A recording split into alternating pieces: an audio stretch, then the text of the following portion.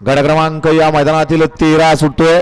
चतुर्मुख केसरी मैदानातील 13 आणि सुटला 13 सुटला. एक बाद झाला, जागेवर परत तासात गेला. दुसरा सुद्धा बाद झाला आणि आता 4 जण पळतात. चौघांच्या सुंदर अशी लढत चालू आहे. कोण खुणाला कमी नाही.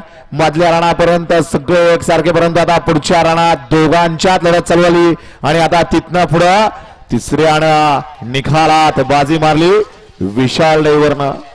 अतिशय सुंदर.